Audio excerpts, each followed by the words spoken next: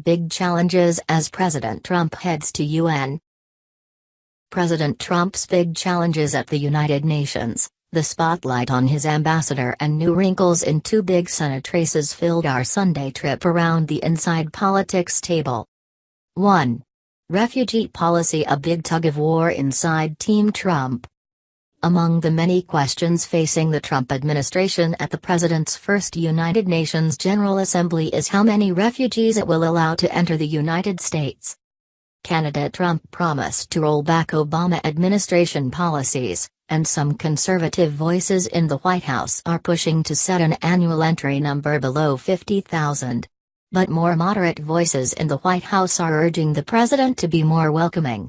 Julie Hirschfeld Davis of The New York Times shared reporting on the back and forth and how it impacts the president's dealings with other world leaders at the UN gathering. There was a meeting last week at the White House, Davis said, referring to the refugee issue.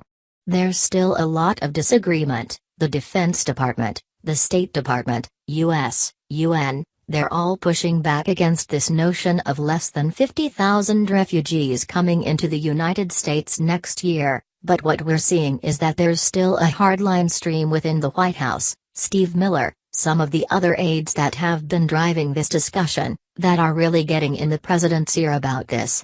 And they're able to keep this notion alive. 2. Iran policy, another giant question. Another giant global question facing Trump is whether to stop certifying Iran as being in compliance with the nuclear deal negotiated by the Obama administration, and his speech and meetings at the United Nations this week could offer some clues. The president often criticizes the deal, but his administration so far has deemed Iran to be in compliance. Whether it will do so again at the next deadline is the big question. So the president's words when he speaks at the General Assembly, and when he meets with Israeli Prime Minister Benjamin Netanyahu, will be closely watched for hints. It isn't just the other world leaders who are eager to know if a big shift is coming. Karun Demirjian of The Washington Post has been speaking to key members of Congress, who will be forced to confront the Iran compliance question if the president shifts course. This is making everybody a little bit nervous right now. It's making members of Congress nervous, Demirjian said. We saw that this morning. The Ayatollah was tweeting up a storm about the US and the Iran deal in ways that are not, an everyday occurrence. If he decides not to certify the sanctions, that kicks things back to Congress where people are not saying what they think the president will do, but are making contingency plans or taking steps to get ready, Demirjian said. Because if that happens, they're going to have about 60 days in which to decide whether or not to blow up that deal. 3.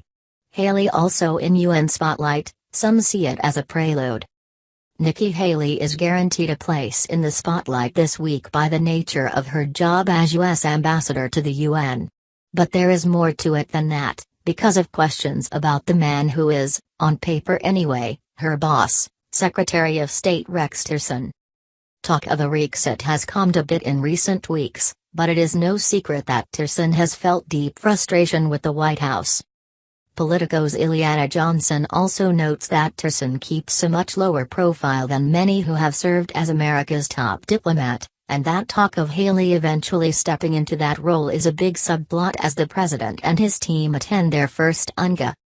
I think she's sort of served as a shadow Secretary of State, Johnson said, because Secretary of State Rex Tillerson hasn't embraced the public aspects of the job that we've seen typical Secretary of States do, and they haven't always spoken in a unified voice.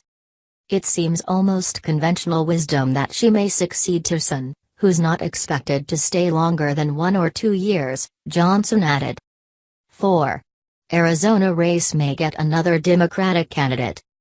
Arizona GOP Senator Jeff Flake is persona non grata to President Trump, and a target of anti-establishment GOP forces like Breitbart and its chief, former White House chief strategist Stephen Bannon. That particular 2018 Senate race drama, in which the incumbent Republican president is urging the primary defeat of an incumbent Republican senator, often overshadows a crowded race on the Democratic side to pick a Flake challenger. And CNN's Nyamulika Henderson told us the Democratic field may get another addition, Representative Kyrsten Sinema. Somebody who's going to be interesting to watch over these next couple of weeks is Kyrsten Sinema, Henderson said. She was one of the handful of House Democrats to meet with President Trump over these last weeks, talking about tax reform, DACA, infrastructure. She is very much a blue dog Democrat. Should she get in the Senate race, it will be a referendum again on is the Democratic Party more centrist or is it more progressive in sort of the Bernie Sanders mold. 5. At odds in D.C., but Trump and McConnell are strange bedfellows in Alabama.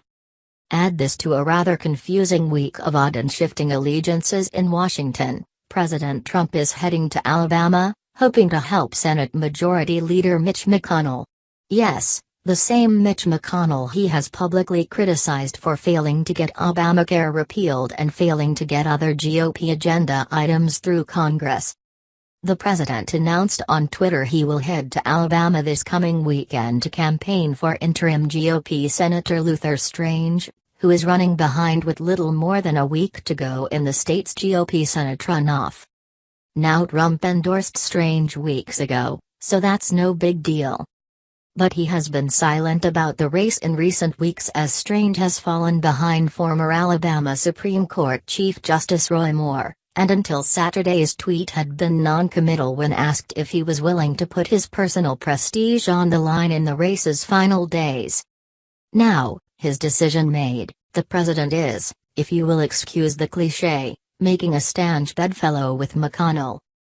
Think about it, President Trump is making a high-profile late campaign trip to help McConnell and the GOP establishment. And that trip puts him directly at odds with Christian conservatives and anti-establishment GOP forces including his former top White House strategist Bannon. The race has become, for the most part, a referendum on McConnell and the GOP establishment, but with his late play, the president is also making it a test of his standing with GOP voters.